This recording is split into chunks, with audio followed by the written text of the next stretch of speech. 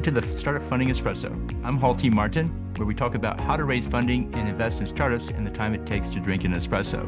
If you have a question about startup funding or investing, please go to the website, startupfundingespresso.com, and type in your question into the chat bot in the lower right corner to receive an answer.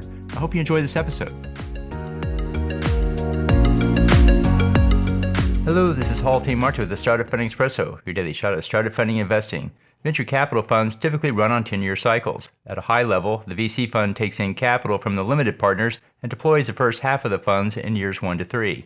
The follow-on rounds are deployed in years 4 to 5. The fund collects returns in years 6 to 10. There may be early failures, in which case the allocated funds for the follow-on round are still available. The funds not yet deployed or allocated are called dry powder. This is the amount of funds available to deploy for new companies. Investments made during the latter half of the fund are made in later stage companies which can achieve an exit faster. Some portfolio companies fail to exit during the 10-year window. The team must decide whether to delay the exit to gain a larger return or sell the company to remove it from the books.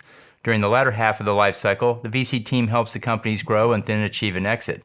This is where the VC's network comes in. A good fit for a VC is a company in which they can help find additional team members as well as follow-on funding. Consider the life cycle of the VC fund and how it impacts the time spent by the VC team. Thank you for joining us for the Startup Funding Espresso, where we help startups and investors connect for funding. Let's go start Espresso today.